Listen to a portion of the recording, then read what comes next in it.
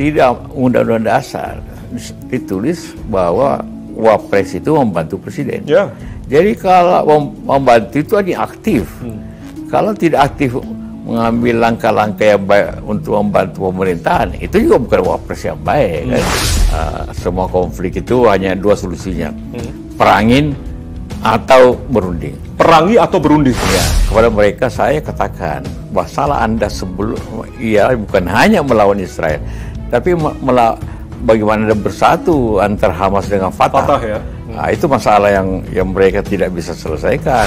Ia mempunyai pendapatan sama dengan UMR saja atau di bawah UMR, dipotong 3% itu besar. Untuk golongan atas, dipotong umumnya juga sudah punya rumah. Ya tidak ada soal. Dia juga tidak akan ikut tapera. Buat apa saya ikut tapera? Saya sudah punya rumah. Setelah nanti 20 Oktober pelantikan presiden baru, maka akan terjadi 3 mantan presiden yang masih hidup. Ya. Ibu Mega, SBY, dengan Jokowi. Ya. Saya tidak bisa bayangkan mereka bertiga bisa ketemu. Karena semua sudah lagi bukan rahasia umum lagi, sudah jadi rahasia umum. Bahwa Ibu Mega tidak nyaman yang lain, tidak nyaman dengan SBY, tidak nyaman dengan Jokowi apalagi, sehingga bagaimana bisa bertemu?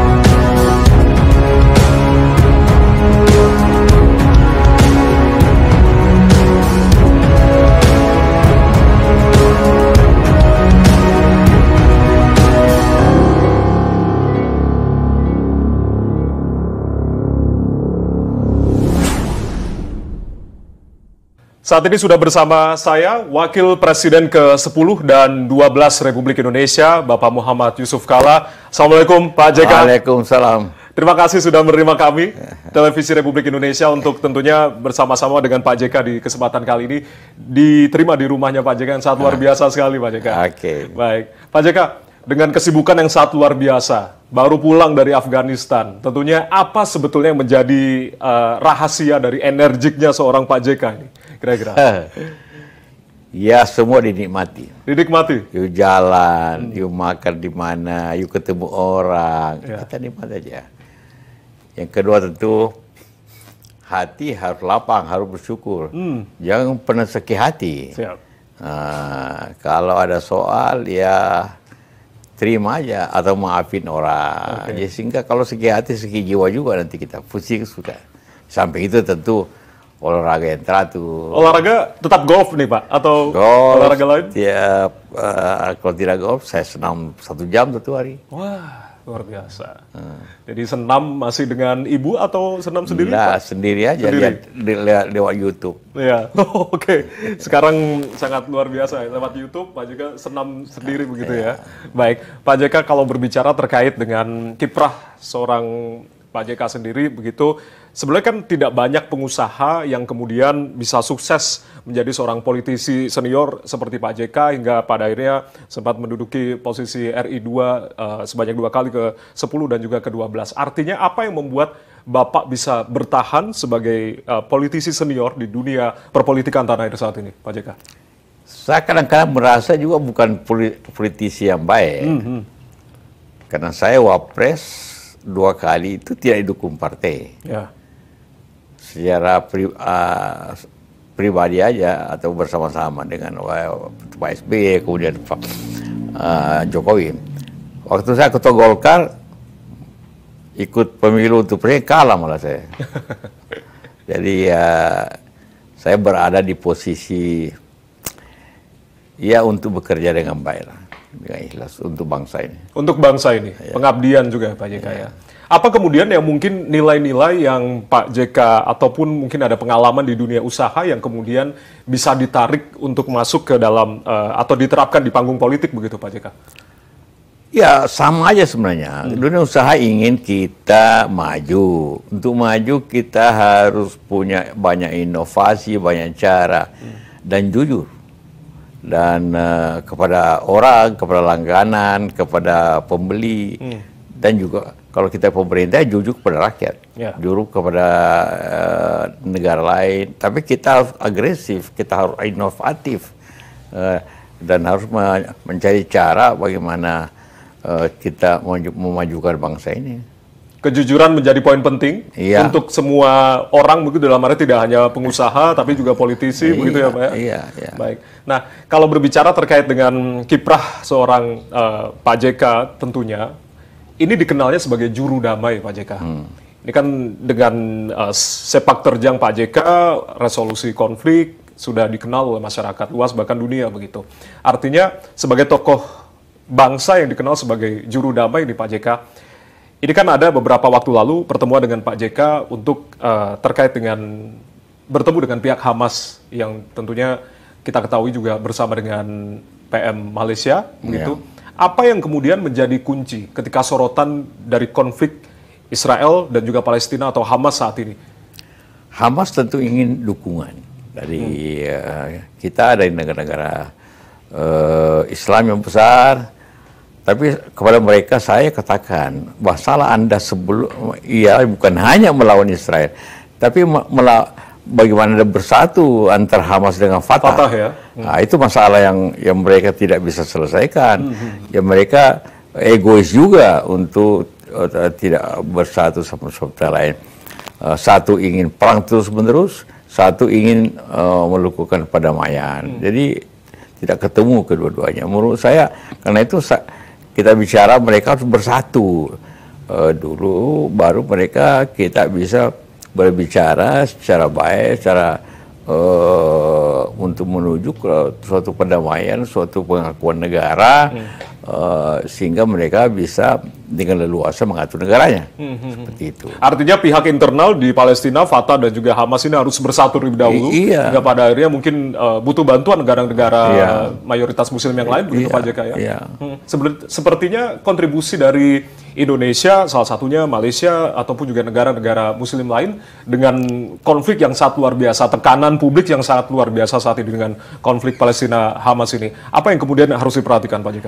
Puluhan tahun kita hanya bisa menyerukan damai, membantu, tapi atau diplomasi yang cukup. Tapi ini agak sulit karena Israel di samping itu sangat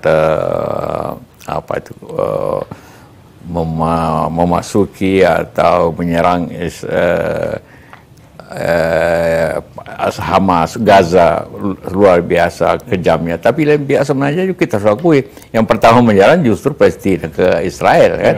Jadi ini suatu perang betul antara mereka. Nah, memang secara kemanusiaan tentu Israel sangat berlebihan, sangat kejam begitu kan. Nah, ini semua kalau itu di dunia ini minta segera ini selesaikan. Kita tentunya berharap bersama-sama Ya. begitu ya, meskipun PBB upayanya sudah dilakukan secara maksimal, tapi ini kemudian sorotan dunia terkait gencatan senjata ini agar bisa dilakukan. Gencatan senjata apakah mungkin salah satu solusi, Pak JK? Otomatis. Otomatis ya? Itu dulu. Tapi kemudian ada perdamaian abadi. Oke. Kok gencatan senjata 2 minggu, 1 bulan, itu tidak berarti banyak.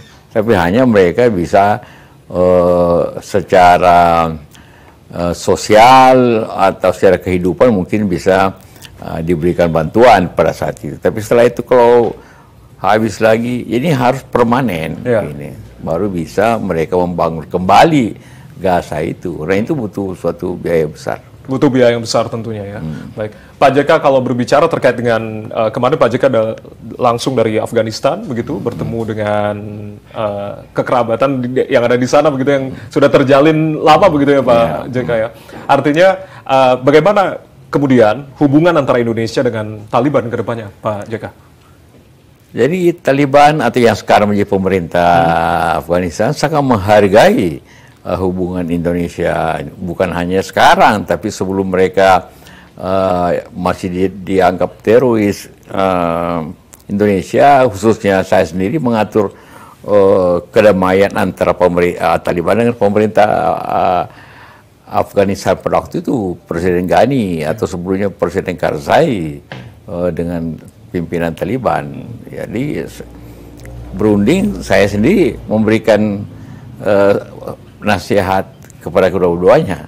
Ya, untuk bidang apapun, Pak JK? Iya, bidang politik, bidang bagaimana mereka bersatu, dan sebagainya, dan mereka bagaimana damai, apa struktur damai.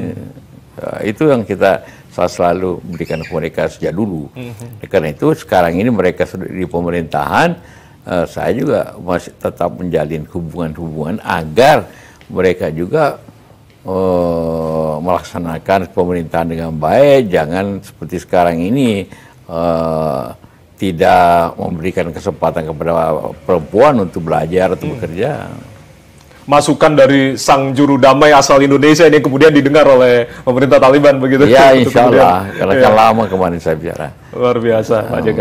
Baik, Pak, kalau berbicara terkait dengan konflik yang saat ini masih menjadi sorotan, tidak hanya di Timur Tengah, tapi juga dalam internal di domestik diri kita sendiri, di bagian timur masih terjadi perselisihan dan juga sorotan di Papua, Pak JK. Artinya, seberapa penting pemerintah ini untuk segera bisa turun tangan, Pak JK, untuk bisa mencapai rekonsiliasi?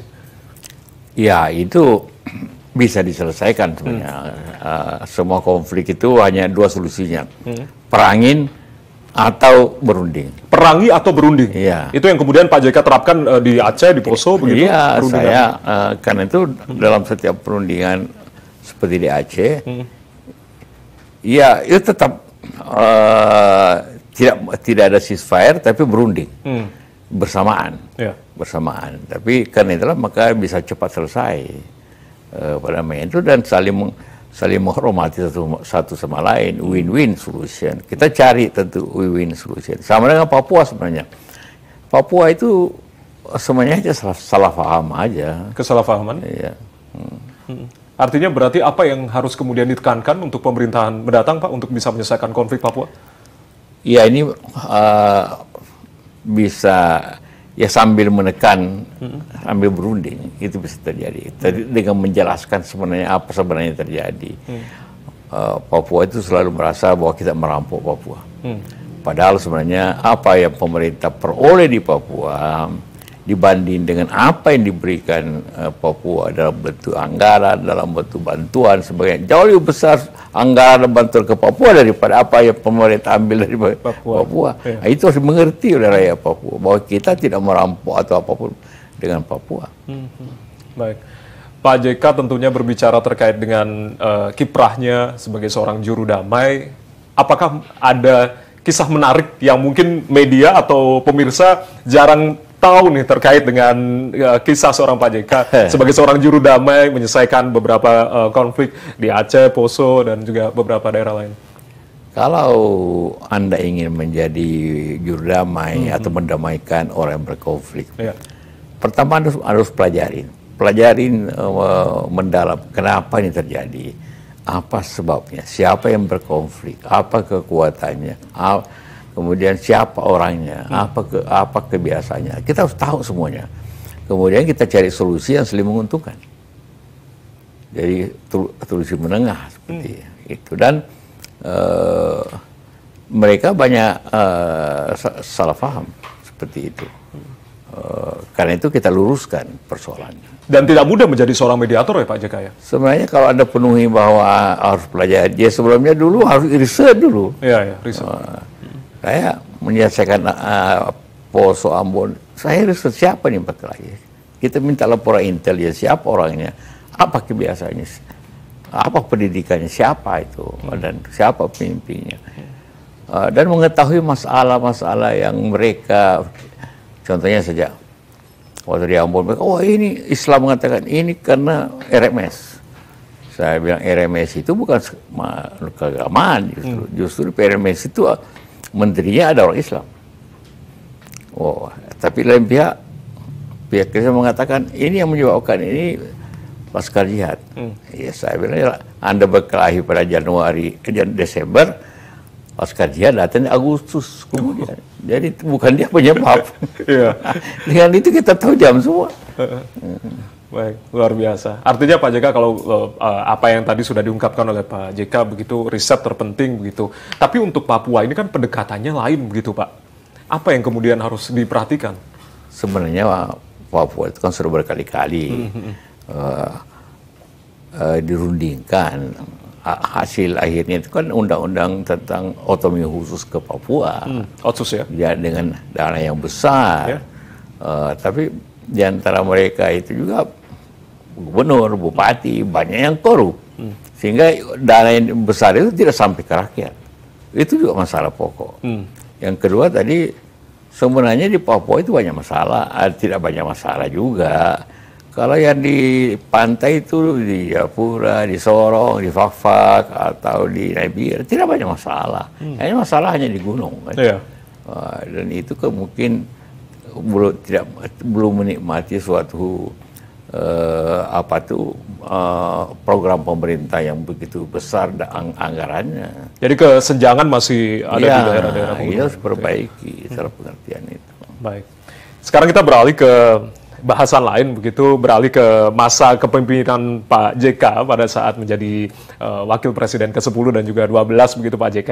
Ada perbedaankah Pak ketika waktu berpasangan dengan Pak SBY dan juga Pak Jokowi ini? Kita juga publik juga ingin mengetahui kira-kira Pak JK. Ya tentu saja. Setiap orang kan cara memimpinnya berbeda-beda.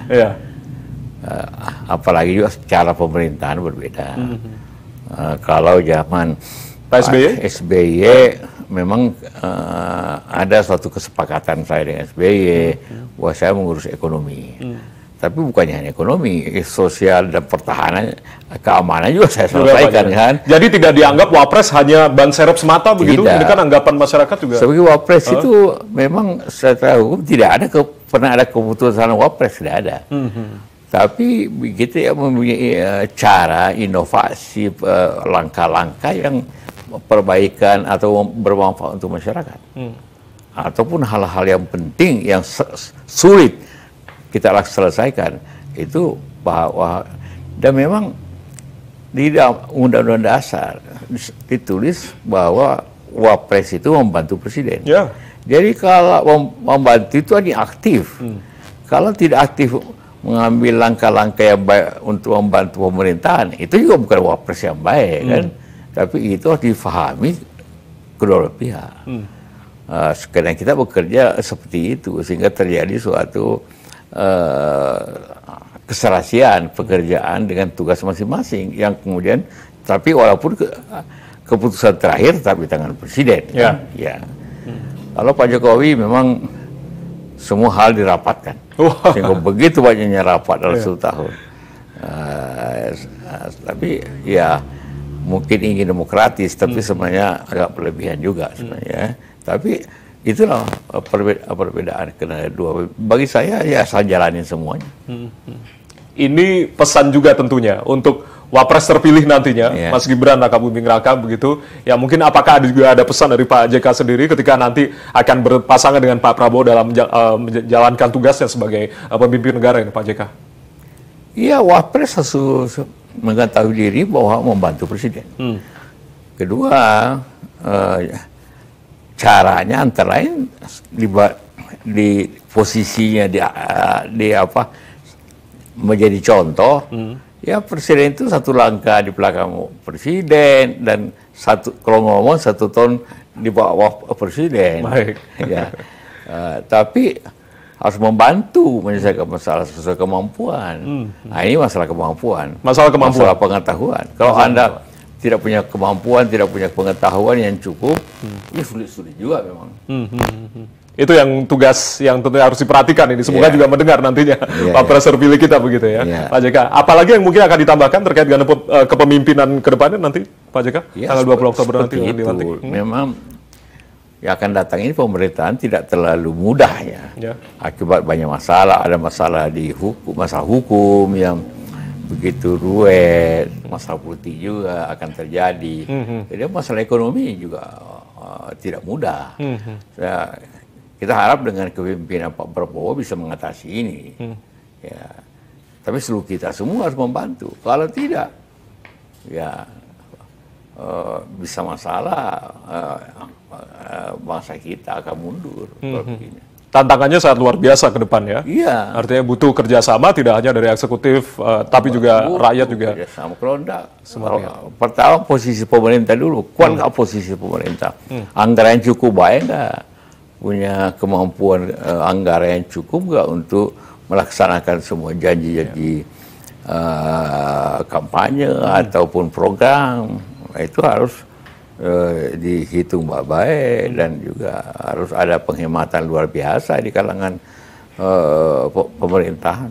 Ada IKN, ada makan bergizi gratis, Pak JK. Apa menurut Anda? Dua program besar ini? Karena itu sudah jalan ya, IKN sudah jalan. Walaupun saya ingin katakan sekali lagi berkali-kali saya katakan bahwa tidak mudah negara kesatuan itu pindah ibu kota. Tidak mudah. Semua yang pindah itu negara federal. Karena federal itu pemerintah pusatnya kecil. Kalau negara kesatuan pemerintah pusatnya besar. Contohnya sekarang kita di urusan desa pun diatur di Jakarta.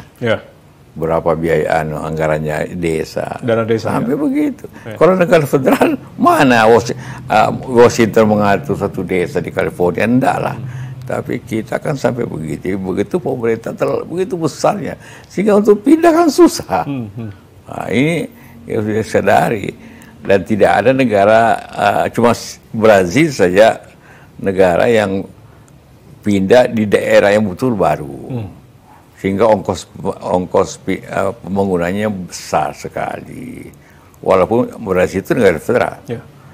Kita apalagi. Jadi ini bukan hal yang mudah. Brazil aja butuh kira-kira 25 tahun. Baru selesai itu secara sempurna pemindahan ibu kota itu. 25 tahun. Baik. Itu pun negara federal, jadi tidak besar. Oke. Sangat menarik tentunya obrolan kita Pak JK, tapi kita akan jeda terlebih dahulu. Pemirsa tetaplah bersama kami di Fokus Terkini TVRI, kami kembali sesaat lagi.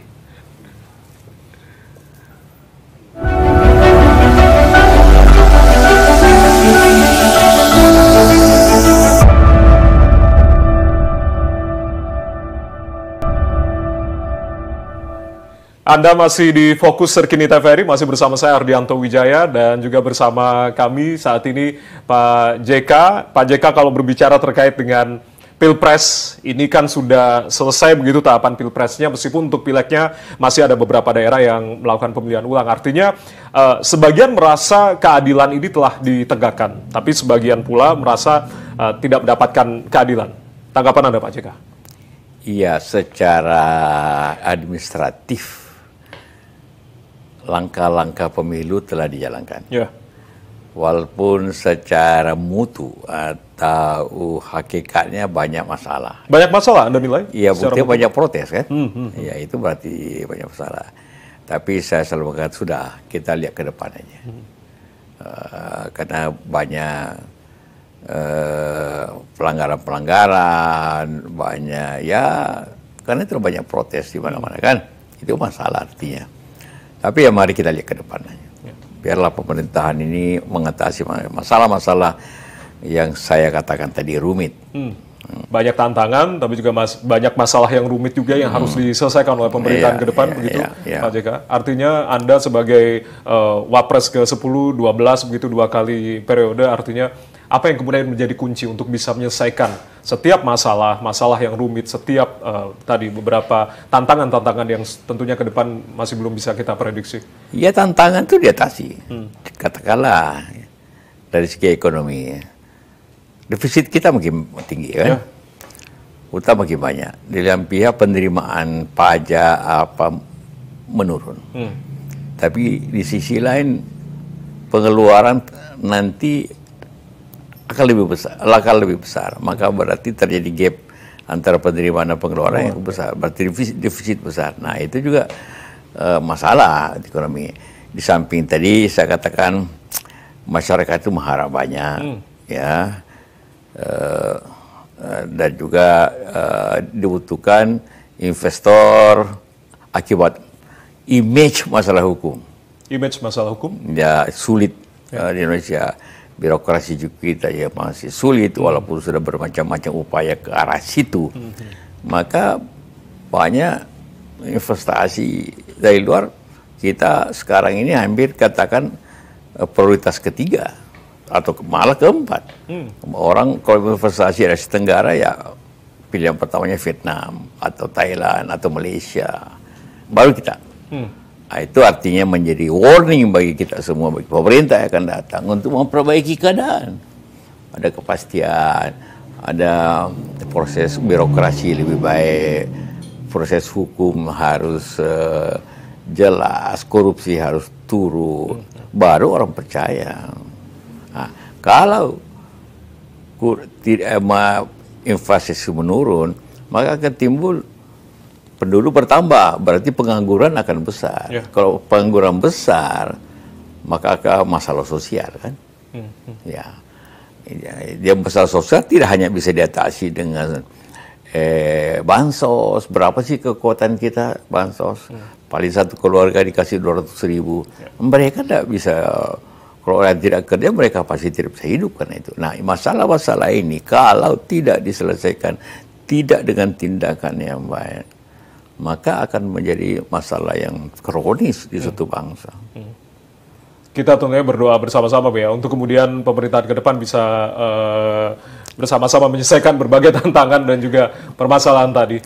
Ada bonus demografi yang sangat luar biasa, menyongsong 2045, Indonesia Emas. Untuk kemudian itu yang menjadi concern pemerintahan saat ini dan juga ke depan, Pak JK. Apa yang kemudian akan menjadi pesan Anda untuk generasi ke depan mendatang, Pak JK? Lapangan kerja. Lapangan kerja? Ya. Terpenting. Kalau bonus demografi berarti banyak anak muda yang siap untuk bekerja, yang sudah berpendidikan atau apapun. Kalau lapangan kerja tidak naik, lapangan pekerja itu dapat dilihat daripada besarnya investasi baik dalam negeri maupun luar negeri. Ya, kemudian juga dapat dilihat daripada jumlah pajak yang bisa naik atau tidak. Karena itu juga sekaligus kalau lapangan kerja terbuka, investasi besar, itu kan pajak naik untuk membiayai negeri ini. Nah, kalau itu tidak terjadi, maka masyarakat itu akan kecewa pasti kan. Baik. Ya. Dan apa yang dikatakan bonus demografi tidak ada gunanya. Karena bonus demografi berguna apabila lapangan kerja yang terbuka akibat banyaknya generasi muda yang punya pendidikan yang baik, tidak mendapat kesempatan, itu juga masalah nanti. Itu yang menjadi PR juga untuk kita ya. Pasti. Sudah mulai terlihat sampai dengan sekarang nih Pak ya, sebelum menyongsong 2045 begitu Pak JK. Kita beralih lagi Pak JK terkait dengan pemerintahan ke depan begitu, yang saat ini transisinya sudah mulai terlihat begitu untuk menuju pemerintahan Prabowo Gibran. Pak Prabowo sebagai presiden terpilih ini mengajak merangkul seluruh elemen juga untuk bersama-sama membangun bangsa. Suatu niatan baik tentu kita apresiasi, tapi ada satu pihak, ada pihak lain begitu yang mengatakan jangan sampai menghilangkan fungsi penyeimbang atau fungsi kontrol atau kita sebut sebagai oposisi begitu. Tanggapan ada Pak JK? Iya, di suatu demokrasi memang mesti ada penyeimbangnya. Walaupun demokrasi di Indonesia berbeda kan demokrasi cara British, kan? Atau mereka sebut Westminster. Artinya kalau di demokrasi seperti itu, gaya parlementer, kalau pemerintahnya kurang sesuai, bisa jatuh kan, oposisi dijatuhkan. Tapi di Indonesia kan tidak, karena kita presidensial. Tapi artinya tidak terpilih lagi nanti. Nah, dari cara-cara itu maka kita harus menyadari, pemerintah harus menyadari, ya betul bahwa pemerintah tidak akan membedakan antara siapapun di negeri ini, semua presidennya kita semua. Maka itu hal itu betul dipraktekkan, harus dijalankan, tidak harus berbuat yang terbaik, bukan hanya karena ini orang saya maka saya akan begini, jangan. Nah, itu harapan semua orang, ya, bahwa sekarang apapun Pak Prabowo sudah Presiden Republik Indonesia, bukan hanya pemenang daripada 50%, dia harus pemenang 100%. Jadi harus, walaupun menangnya 58, tapi dia harus menangani memerintah 100%. Oke, baik. Artinya Pak JK mengajak merangkul semua pihak, tidak meniadakan oposisi dong berarti, atau? Oh iya, karena tidak mungkin juga, tidak ada pernah dalam pemerintah Indonesia yang 100%-nya itu semua partai politik ada di pemerintah. Walaupun juga waktu saya pun di kabinet, ya kita hanya 60%, 40% di luar, hanya oposisi. Kita melihat itu sebagai suatu penyeimbang, kita lakukan itu sebagai koreksi, dan kita harus memahami itu sebagai sesuatu yang baik supaya kita jangan salah langkah. Ya itu penting, ya begitu. Dimanapun negara demokrasi itu seperti itu. Baik. Ya. Selanjutnya Pak JK terkait dengan transisi pemerintahan ke depan, tadi Bapak mengatakan bahwasanya memang banyak sekali tantangan dan juga masalah yang harus diselesaikan. Lalu kemudian pesan untuk pasangan Prabowo Gibran selanjutnya, sektor apa yang kemudian harus diprioritaskan Pak JK? Semua sektor. Kita semua tidak sektor? Bisa makanya sektor pertanian perlu, karena tanpa sektor pertanian yang perlu maka kita tidak tercapai ketahanan pangan. Sektor kita masih bagaimanapun mengekspor hasil pertanian yang cukup besar. Potensi petani Indonesia masih 30% lebih di negeri ini. Tapi kita butuh juga industrialisasi. Tanpa industrialisasi maka lapangan kerja kan terbatas. Dan juga produktivitas kita akan naik, gitu kan? Sehingga dibutuhkan semua pihak, petani atau jasa. Karena kalau pabrik industri itu bisa digantikan nanti dengan robot, dengan apa, artinya bisa berkurang tenaga kerja di situ. Tapi kalau itu kegiatan services, apa hotel, apa wisata atau kesehatan, itu penting juga, karena itu akan menimbulkan terjadinya keseimbangan lapangan kerja dan keahlian-keahlian seperti itu. Baik, Pak JK, kemudian sebagai bangsa yang besar tentunya ini tantangan yang dihadapi sangat luar biasa, tadi Anda jelaskan juga begitu. Apa yang kemudian menjadi tantangan terbesar saat ini sebagai bangsa yang besar pula, Pak JK, Indonesia sebagai bangsa yang besar? Wah, seperti saya katakan tadi, tantangannya banyak sekali. Ekonomi contohnya tadi, saya sudah gambarkan. Kalau begini, maka pemerintah akan kesulitan bergerak kalau anggarannya kecil. Pembangunan infrastruktur akan menurun, utang akan naik. Di bidang politik, kalau tidak dikelola dengan baik, maka akan terjadi satu perbedaan pandangan yang berbeda. Politik itu bisa menjadi masalah apabila ekonomi merendah, bisa menimbulkan masa politik baru. Ya, orang tidak puas. Yang kedua, masalah hukum. Di sini intinya juga. Masalah hukum apa yang kemudian harus kita secara serius begitu? Hukum yang adil, hukum yang dapat diatasi, dan juga jangan asal ada pesanan, tangkap ini, tangkap itu. Ada keberpihakan pemerintah mengontrol hukum, hukum terjadi tidak adil, gitu kan. Itu bisa juga menimbulkan ketidakpercayaan, dan itu sudah terjadi. Iya. Sangat terjadi seperti saya katakan tadi. Investor asing itu justru banyak yang tidak agak sungkan ke Indonesia, atau bukan sungkan, tidak ke Indonesia. Iya, dan menjadi pilihan ketiga atau bahkan keempat tadi. Iya, jadi masalah kemudian akan menimbulkan masalah sosial. Kalau terjadi ini, pengusaha-pengusaha ini kadang-kadang menjadi putus asa, atau gap antara masyarakat tinggi sekali, antara kaya dan miskin jauh. Iya. Jadi menimbulkan masalah sosial. Makin banyak lagi ekonomi tidak jalan, kalau maka pengangguran makin tinggi, makin akan terjadi masalah sosial baru di masyarakat. Jadi semua isu ini saling berhubungan, ya? Saling melengkapi, saling terkait ya Pak JK ya. Baik. Tadi yang menjadi salah satu menjadi concern adalah di sektor ekonomi. Tapi ini yang menjadi bahasan Pak JK, publik saat ini menyoroti terkait dengan program Tapera, yang kemudian banyak reaksi yang muncul, Pak JK. Ada juga ombudsman yang mengatakan, menyarankan anak-anak juga bisa didaftarkan menjadi peserta Tapera, begitu, yang kemudian banyak respon tanggapan dari masyarakat atau publik luas. Tapera ini Anda melihatnya seperti apa, Pak JK? Sebenarnya sistem itu banyak dilakukan di banyak negara. You menabung, itu kan tabungan saja. Menabung, dan boleh tiap punya rumah, boleh 1 tahun menabung, Anda boleh rumah, cicilannya daripada itu kan. Tapi ini menggambarkan sebenarnya bahwa daya beli masyarakat menurun. Pendapatan masyarakat, kalau pendapatan masyarakat stabil, ekonomi tumbuh 6-7%, orang kan tidak protes.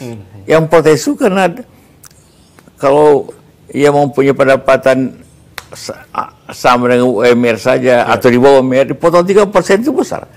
Untuk golongan atas, you potong, umumnya juga sudah punya rumah, ya tidak ada soal.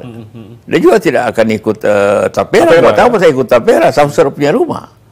Tapi justru yang menengah bawah ini yang protes, karena kalau dipotong 3% atau berapapun persen, dia pasti berkurang daya belinya.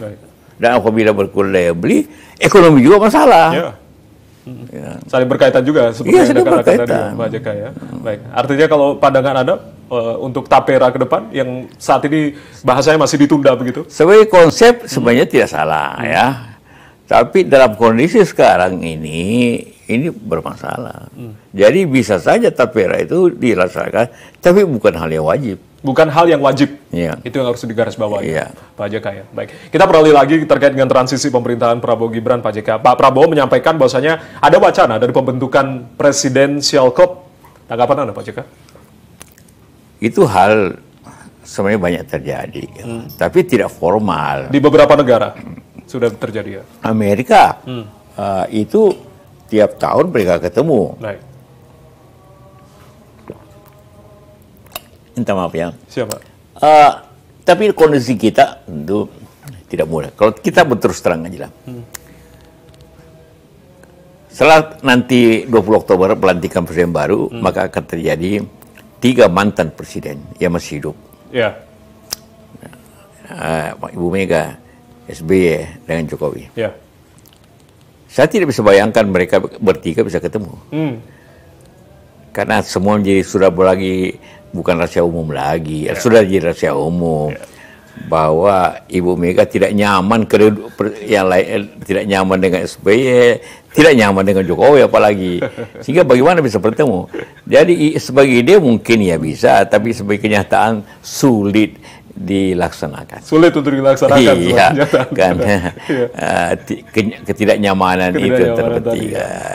Tapi Anda setuju ya ketika ada wacana untuk dibentuk presidensial club ya Pak JK ya? Tidak perlu dibentuk sebenarnya. Apa sih mau dibuat bikin klub?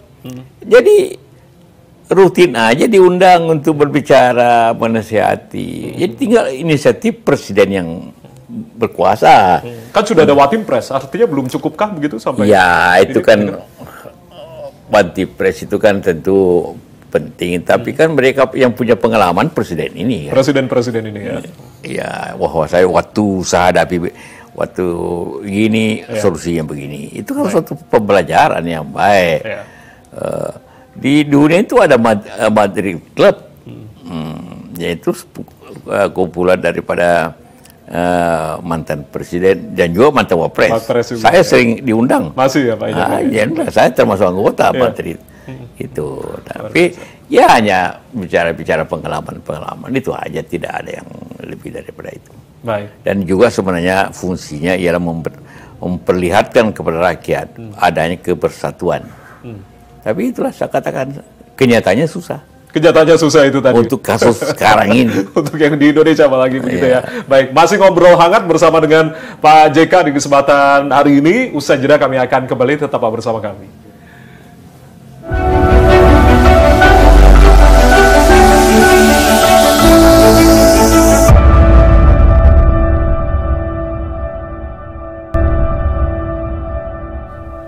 Kita ada di segmen terakhir, masih bersama dengan Pak JK, ngobrol hangat di kesempatan hari ini tentunya di Fokus Terkini edisi kali ini.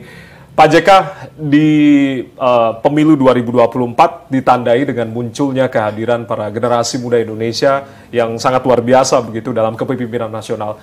Wapres terpilih juga dari anak muda, unsur anak muda begitu. Bagaimana tentunya pendapat Anda terkait dengan partisipasi anak muda dalam politik Indonesia? Ya, itu tentu jangan dilihat umur, jangan dilihat kemampuan. Kemampuannya ya. Ya, banyak negara-negara yang dipimpin oleh muda. Perancis waktu Macron berkuasa umurnya 38. Wakil Perdana Menteri Kanada juga 30-an tahun. Perdana Menteri Skotlandia. Ya, Yusuf itu orang Islam ya. Itu juga pada umur 37. Jadi bukan umur sebenarnya. Kemampuan nggak, punya mampu nggak. Nah, itu yang penting. Bahwa itu wajar-wajar saja supaya ada kesinambungan. Zaman Bung Karno beliau berumur 44 tahun. Soeharto juga 44. Jadi tidaklah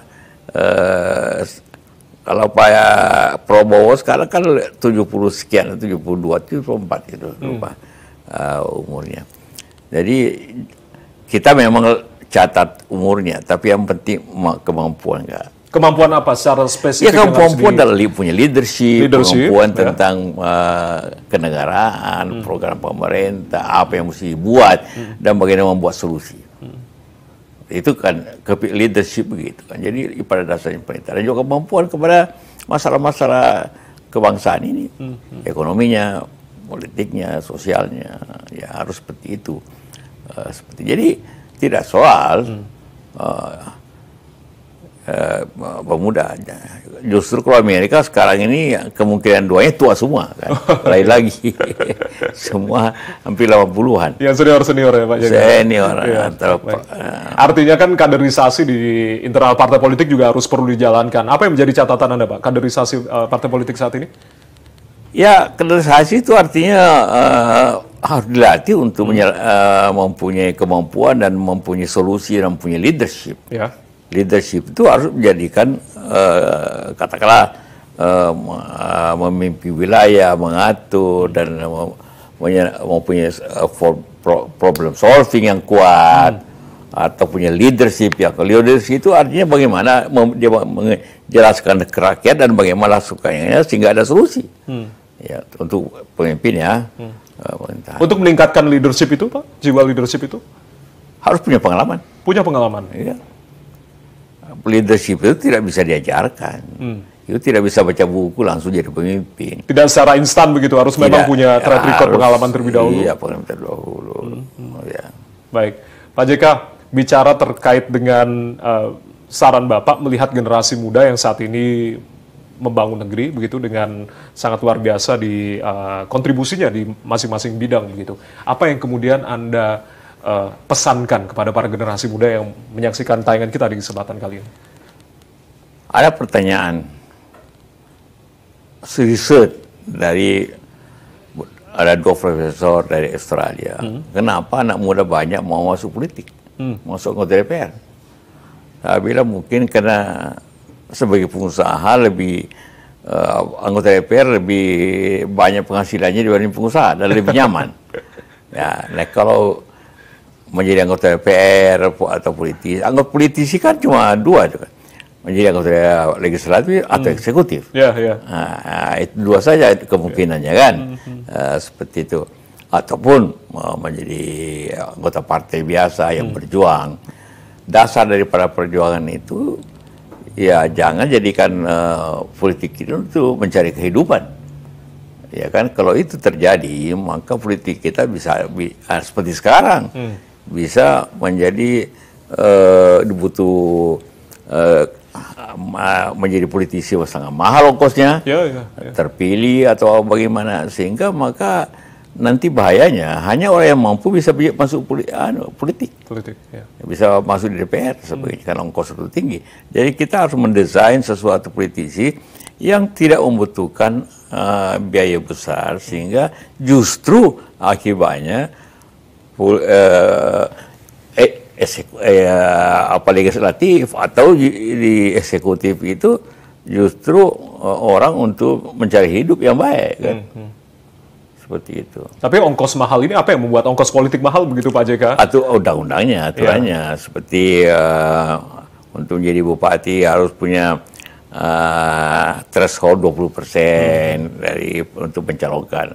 Itu kan betul ada kampanye yang terlalu lama dan saling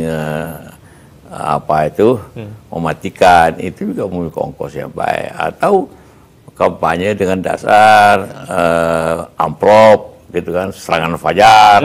Nah, itu menyebabkan yang menjadi anggota DPR ataupun jadi gubernur, wali kota itu hanya yang mampu atau punya sponsor. Lama-lama yang menguasai daerah itu sponsor itu. Nah, itu mulai berbahaya seperti sekarang dewasa ini. Catatan kita nih untuk pilkada serentak ini, Pak JK ya. Iya. Dan itu akibat undang-undangnya sendiri. Jadi undang-undang itu evaluasi, undang-undang pemilu, undang-undang pilkada. Evaluasi mendesak itu yang tentunya harus kita lakukan untuk bagaimana mereka lebih lancar dan bagaimana lebih murah. Baik. Ya. Terakhir Pak JK, sebelum nanti saya akan tanyakan Pak JK untuk pertanyaan cepat, harus memilih antara 2 pilihan, tapi sebelum itu saya akan tanyakan terlebih dahulu mimpi dari seorang Muhammad Yusuf Kalla untuk Indonesia ke depan, Pak JK. Ya mimpi Indonesia maju. Indonesia maju. Ekonominya baik, negaranya damai, masyarakat sejahtera, dengan cara kita bekerja bersama-sama. Jangan terjadi katakanlah apa yang salah di masa ini, terlalu menganggap orang asing itu sesuatu yang luar biasa dengan melupakan kemampuan dalam negeri. Akibatnya terjadilah suatu pengelolaan sumber daya manusia secara luar biasa oleh orang asing. Maka akibatnya nanti kita kehilangan kemampuan sumber daya alam, tapi tidak mendapat manfaat yang besar. Padahal potensi SDM kita luar biasa harusnya. Iya, mestinya. Ya. Baik. Itu yang menjadi mimpi dari Pak JK untuk kemudian kita sama-sama mengaminkan agar terjadi Indonesia yang maju ke depannya begitu, Pak JK. Ada 4 pertanyaan Pak JK yang akan saya sampaikan ke Pak JK. Tentunya Pak JK harus memilih salah satu. Mungkin ini juga agak susah-susah, gampang begitu untuk memilih salah satu di antara 2 pilihan. Yang pertama Pak JK, lebih suka Ibu Mufidah memasak masakan Makassar atau masakan Padang, Pak JK? Dua-duanya. Dua-duanya harus milih salah satu, Pak JK. Kalau saya makanan Makassar. Makanan Makassar, luar biasa. Coto masih, Pak? Yang menjadi... Coto kurang. Coto kurang, apa nih? Makanan ini orang Makassar itu suka makan ikan. Suka makan ikan? Pak JK suka ikan ya? Ya tentu. Ikan jenis apa Pak? Kalau misalnya? Apa saja. Apa saja ya? Luar biasa. Itu harus Ibu berarti yang masak. Iya. Luar biasa. Masih Pak kebiasaan untuk membawa bekal dari Ibu untuk? Masih. Masih ya Pak ya? Sampai dengan sekarang ya? Luar biasa. Dan juga yang kedua Pak JK, apa yang harus ada di tas kecil Pak JK? Sisir atau pulpen? pulpen. Pulpen. Itu yang selalu dicatat oleh Pak JK. Iya, pulpen. Untuk mencatat sampai dengan saat ini, Pak? Sampai. Mencatat berbagai hal gitu. Ini hari, saya sudah lepas tadi. Baik. Kita masih ada kertasnya.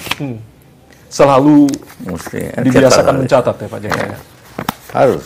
Karena kalau Anda mencatat, ingatan Anda akan lebih 50%. Iya, luar biasa. Ini yang harus kita tiru sama-sama ya. Mencatat dan catatan kecil dan juga ballpoint yang selalu dibutuhkan oleh Pak JK begitu. Bermain sama cucu atau main golf Pak JK? Main sama cucu. Main sama cucu, itu yang menyenangkan ya Pak? Iya. Kapan ada jadwal tersendiri? Weekend? Tiap malam. Oh, setiap malam Pak? Ya karena cucu Berkumpul, saya ya? tinggal sekitar sini. Iya. Berkumpul bersama ya? Ya. Luar Makan biasa. malam sama-sama. Baik. Sekarang cucu total jumlah? 15. 15 dari 5 putra-putri ya Pak JK ya. Luar biasa. Ada cucu kesayangan Pak? Semua kesayangan Semua atau? sama. Semua sama. Baik. Yang terakhir Pak JK, ini ada 2 sosok. Jadi Pak JK harus memilih salah satu di antara 2 sosok ini. Prabowo Subianto atau Anies Baswedan? Kalau itu saya tidak bisa jawab. Tidak bisa jawab. Kenapa Pak JK? Iya, karena dulu saya pendukung Anies. Ya. Sekali yang terpilih Prabowo. Oke. Berarti apapun sebagai presiden saya mesti hormat. Baik. Sekarang artinya saya ganti pertanyaannya. Apa pesan untuk presiden terpilih Prabowo Subianto atau juga kepada Mas Anies Baswedan yang saat ini juga akan maju mungkin nanti dalam pilkada DKJ? Silakan Pak JK. Terlebih dahulu ke Pak Prabowo akan menjadi pesan tersebut. Tegas dan adil. Tegas dan adil. Baik. Untuk Mas Anies? Ya sama. Oke. Harus ke siapapun kalau dia terpilih harus tegas. Kalau tidak tegas itu dimainin oleh isu. Baik. Dan adil. Oke. Itu yang menjadi pesan ya, dari Pak Prabowo dan juga Mas Anies. Tapi saya penasaran dari keluarga sendiri Pak JK, apakah ada anak-anak atau mungkin cucu juga nanti yang akan dikader mengikuti jejak dari seorang Yusuf Kala? Tergantung. Kalau jejak sebagai pengusaha, semua ikut sekarang pengusaha. Semua ikut sekarang? Oke. Kalau cucu-cucu Pak, ada yang tertarik dunia politik begitu? Tidak ada. Tidak ada? Semua cucu saya yang sudah selesai sekolah ikut perusahaan atau bikin perusahaan sendiri. Luar biasa. Berarti belum ada yang akan meneruskan sebagai seorang pengusaha nantinya masuk terjun ke dunia politik. Begitu? Saya pengusaha 35 tahun, baru masuk politik. Ya. Baik. Terbalik dengan banyak juga orang jadi politikus dulu, Baru pengusaha ya? baru pengusaha, itu telat tuh. Baik. Terima kasih banyak Pak JK sudah bersedia menerima kami, TVRI, Televisi Republik Indonesia. Kami juga ucapkan salam sehat selalu untuk Pak JK dan juga Ibu, dan juga anak-anak dan juga para cucu Pak JK. Terima kasih. Pesan untuk TVRI Pak kemudian? Buatlah sesuatu, sekarang zaman berubah. Ya. Zaman orang nonton tanpa saingan. Ya. Sekarang bersaing, jadi buatlah acara-acara yang bermanfaat tapi menarik. Baik. Terima kasih banyak masukan yang sangat luar biasa dari Wakil Presiden ke-10 dan juga 12 Republik Indonesia, Bapak Muhammad Yusuf Kala sudah berbincang bersama kami. Terima kasih banyak Pak JK sudah berbincang bersama kami. Dan saudara, demikianlah Fokus Terkini One on One bersama dengan Wakil Presiden ke-10 dan juga 12 Republik Indonesia, Bapak Muhammad Yusuf Kala. Akhir kata saya Ardianto Wijaya mewakili teman-teman yang bertugas mengucapkan terima kasih atas kebersamaan Anda. Sampai jumpa.